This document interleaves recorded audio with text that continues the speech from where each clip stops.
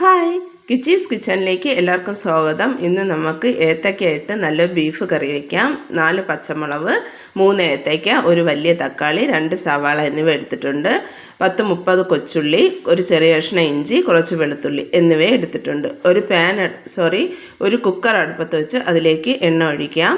എണ്ണ നന്നായി ചൂടായി വരുമ്പോൾ കടുക് ഇടുന്നില്ല, കറി ലീഫാണ് ഇടുന്നത്. കറി ലീഫ് നല്ലതുപോലെ മൂത്ത് വരുമ്പോൾ ഇതിലേക്ക് അരിഞ്ഞു വെച്ചിരിക്കുന്ന സവാള ഇടാം. സവാള നന്നായി മൂത്ത് വരണം എന്നൊന്നുമില്ല, ജസ്റ്റ് ഒന്ന് വഴറ്റിയതിന് ശേഷം ഇതിലേക്ക് ഉപ്പിടുക. ഉപ്പിടുമ്പോൾ സവാള നല്ലതുപോലെ വഴണ്ടി വരും. ഉപ്പിട്ടതിന് ശേഷം വീണ്ടും നന്നായി ഒന്ന് വഴറ്റിയതിന് ശേഷം ഞാൻ ഇഞ്ചിയും പച്ചമുളകും ചതച്ച് വെച്ചിട്ടുണ്ട്, അതിൻ്റെ പകുതി ഇതിലേക്ക് ആഡ് ചെയ്യുക. ആ ഇഞ്ചിയും പച്ചമുളകും ആഡ് ചെയ്തതിന് ശേഷം വീണ്ടും ജസ്റ്റ് ഒന്ന് വഴറ്റുക.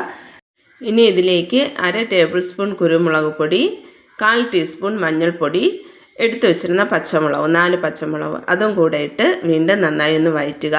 ഇതിലേക്ക് വേറെ മസാലയൊന്നും ഇപ്പോൾ ഇടുന്നില്ല. ഇത് ഇത്രയും നല്ലതുപോലെ വഴറ്റിയതിന് ശേഷം നമുക്കിതിൽ ബീഫിട്ട് നന്നായി വേവിച്ചെടുക്കേണ്ടതുണ്ട്. ബീഫ് ഇട്ടതിന് ശേഷം ഈ സവാളയും മസാലയും എല്ലാം കോട്ട് ചെയ്ത രീതിയിൽ നന്നായി ഒന്ന് വഴറ്റി കൊടുക്കണം. വഴറ്റി കൊടുത്തതിന് ശേഷം ഇത് അടച്ചു വെച്ച് ഇതിൽ മൊത്തം ബീഫിൽ ഞാൻ ഒരു 7 വിസിൽ കേൾപ്പിക്കുന്നുണ്ട്. നമുക്ക് 3 വിസിൽ കേട്ടതിന് ശേഷം ഇത് തുറന്ന് ഇതിലേക്ക് അരിഞ്ഞു വെച്ചിരിക്കുന്ന കായ ആഡ് ചെയ്യേണ്ടതാണ്. അതുകൊണ്ട് ഞാൻ നന്നായി ഒന്ന് വഴറ്റി വെച്ചതിന് ശേഷം ഇത് അടച്ചു വയ്ക്കുകയാണ്. അടച്ചു വെച്ച് ഒരു 3 വിസിൽ കേൾക്കട്ടെ. ഇനി ഒരു പാൻ അടുപ്പത്ത് വെച്ച് അതിലേക്ക് എണ്ണ ഒഴിക്കാം. എണ്ണ നന്നായി ചൂടായി വരുമ്പോൾ ഞാൻ കുറച്ചുകൂടെ കറി ലീഫ് ആഡ് ചെയ്യുകയാണ്. കറി ലീഫ് നല്ലതുപോലെ മൂത്ത് വരുമ്പോൾ എടുത്തു വെച്ചിരിക്കുന്ന കൊച്ചുള്ളി 2ആയിട്ട് അരിഞ്ഞ് ഞാൻ ഇതിലേക്ക് ആഡ് ചെയ്യുകയാണ്. ആഡ് ചെയ്ത് ഇത് നല്ലതുപോലെ ഒന്ന് വഴറ്റിയെടുക്കണം. ഈ കൊച്ചുള്ളി നല്ലതുപോലെ മൂത്ത് വരണം. നന്നായി ഒന്ന് വഴറ്റിയതിന് ശേഷം ഇതിലേക്ക് അരിഞ്ഞു വെച്ചിരിക്കുന്ന തക്കാളിയും കൂടെ ഇടുകയാണ്. തക്കാളിയും കൊച്ചുള്ളിയെല്ലാം നല്ലതുപോലെ മൂത്ത് തക്കാളി നല്ലതുപോലെ വെന്ത് ഉടഞ്ഞു വരണം. ഇവിടെ കുക്കർ തുറന്ന് നോക്കി ബീഫ് ഒരു പകുതി വേവായിട്ടുണ്ട്. ഇതിലേക്ക് ഇനി അരിഞ്ഞു വെച്ചിരിക്കുന്ന ഏത്തയ്ക്ക കൂടെ ഇട്ട് ഒരു 4 വിസിലൂടെ കൊടുക്കാം.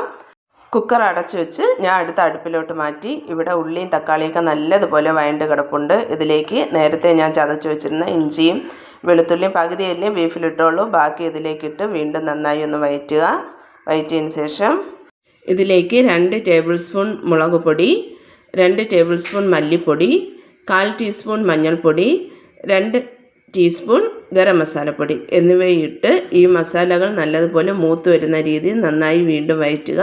പൊടികളെല്ലാം നല്ലതുപോലെ മൂത്ത് വരണം. ഈ വീഡിയോ കാണുന്നവർ ലൈക്ക് ചെയ്യുക, സബ്സ്ക്രൈബ് ചെയ്യുക, സപ്പോർട്ട് ചെയ്യുക, മാക്സിമം ഷെയർ ചെയ്യുക.